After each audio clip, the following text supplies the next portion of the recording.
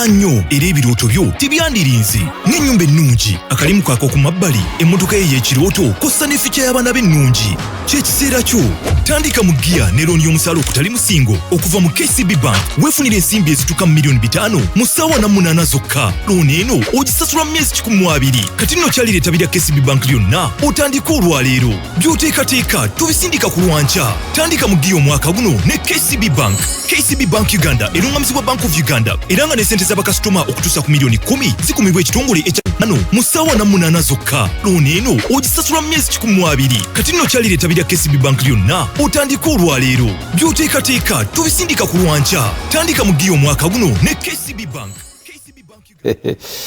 KCB Bank yenzikaliza mu pulogulaamu eno olutindo nkulamusizaako ssebo ne nnyabo mukama yeebale nti okyatugoberera musajja wa Kabaka Birima Ematovu bonna kalungo w'ensonga nzikalidde kadde katambudde neesigaana kujjukiza emisinde gya 12 mazaalibwa ga Kabaka myaka 70 egy'ekitiibwa egy'abeene waguza omujoozi gwa mitwalo 2.5 ali ku BBS Terefayina nkeeredde mu bya banking ne KCB Bank nyina kye nawulidde era kyenze mpulira mu KCB Bank nenga nti kampita omukulu ono Mukiibi Isaac Relations Manager Mortgages era ndi naye mu studios sijja mulwisa n'akatono kamusaba asooka ababuuzeeko mwe Mukiibi oli butere mu Terefayina. Nsanyuse nnyo okulaba mukulu Matovu. Weewaawo. Yes. Buuza ku batwala n'abatuuliriza. Abatuuliriza n'abatulaba amannya agange nze Isaac Mukiibi nga nsibuka mu KCB Bank. Yes. Era gye nkakalamiza emirimu gyange. Nga leero nzize okubanjuliza KCB Bank byesobola okukolera abatuuze era bannayuganda. Era nsanyuse nnyo okubeera ku Terefayina era okubeera n'omuteesiteesi. Amiina. Amiina. Ddamu otulagirire ekitebe kya KCB. Ekitebe kya KCB munnange twafuna ekitebe ekipya nga kiri ku Lohana Plaza oba Lohana Towers wali Elugogo bypass. Naye nga ate KCB teryawoka eri mu bitundu 7 ebirala mu Kampala. Yes. Nga ate eri ne mu regions zonna eza Uganda. Wanunga ku Ikotori ekyaliwo. Walinga ku Ikotori ekyaliwo tugiyita Ben Kiwanuka branch. Tuina Forest Mall wali mu era ngo akamala Lugogo awo Forest Mall. Tuina Endeeba, tuina Kansanga, tuina wali Kampala Road waliwo branch. Tuina mwanji njo mu Western region tuina Mbarara, tuina Fort Portal. Eastern tuina Jinja, tuina Mbale, Arua tuina Lira, tuina ne Lira, Arua ne Gulu. Masaka City. Masaka City bwe tugenda.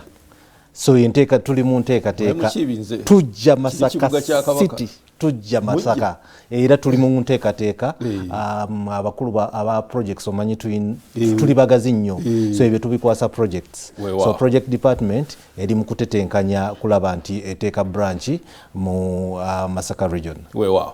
Nabadde nkusomako Mukiibi Isaac Relations Manager Mortgages. Mortgages kiki? Neyanziza nnyo ekibuuzo ekyo kikulu. Abamu we bakiwulira mortgages babula kudduka misinde. Mortgages kiki? Mortgages ye looni za bulijjo. Niye munaye ate looni eno kika kya looni. Looni eno ekwasaganya abantu bonna nga baagala ebyokwekulaakulanya ebikwatagana na real estate. Mayumba ttaka. Oyagala ggula ttaka. Oyagala ggula nnyumba. Oyagala kuzimba nyumba oba kuzimba akedi.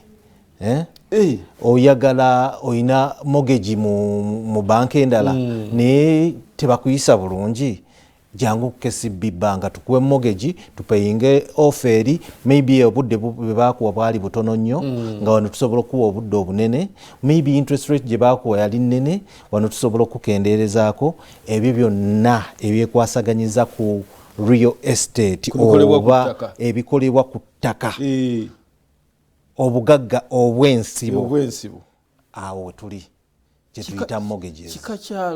Kika kya looni sebo. katugeze nze Yes sebo. njagala Christmas eyinza okuyingira Yes sebo. nga ndi maka gange. Yes sebo. Nakasente kakyekutte n'ennyumba njagala abatandike. Bwe nsaba looni eyo gye bayita mortgage. Eyo gye bayita mortgage. Kye tukusaba kiri kintu kimu. Tulagirire omusaala gye gugenda. Bwe guba nga tegugenda mu KCB tujja kusaba nti ogukyuse gugende mu KCB. Bw'eba church nzikiriza kale. Baga nti nedda twaligenza okulya amazaalibwa nga yeekaala eno tumaze ogisereka. Yeekaalu yo tugiwanga yeekaalu kubanga yeekaalu ezisinga kyaki ezo zirina emikutu ezikola ssente. Kye tusinga okutunulira mu KCB si just kuwa ssente naye titwagala olemwe. So weeba kyaki tujja kutunulira biki kyaki byekola ebireeta ssente. Abakristu baleeta ezakabbo.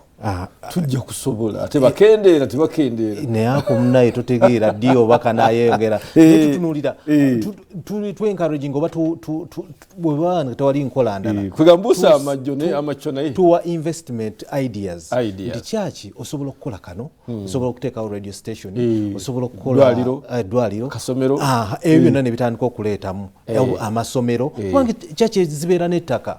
So n'okozesa ettaka eryo woba ogamba nti oyagala kutandika essomero ate awo tujja nnyo kuba tumanya tikyotandika kigenda kuleeta ki ensimbi. Weewaawo yongera ottaanye okufuna mortgage kuba ogenda kyo kika kya looni. Mbuuseemu amakyo yongera ottaanye bisanyizo ki obadde obitandiseeko ebisanyizo who qualifies yes mu lufuutifuuti munnange mortgages zino buli omu asobola zifuna okugeza oli wa musaala ng'ono ku terify binasiima tufuna empeera bulungi nnyo situgamba omusaala ogwo guyite mu KCB bank tujja kutuulako obutundutundu obutasukka 5 ku 10 ne busasula ki mortgage mu installment paka myaka 2 ng'osasula nga ozisula mu nyumba yo oba ozimbiza abapangisa nazo nezongera okuwa income n'oyongera okukulaakulana. Abalala abatalina musaala olina business gy'okola kyetutunuulira ofuna ssente n'ozibankinga wobanga ofuna ssente n'ozibankinga naawe tusobola okuwa ki mortgage.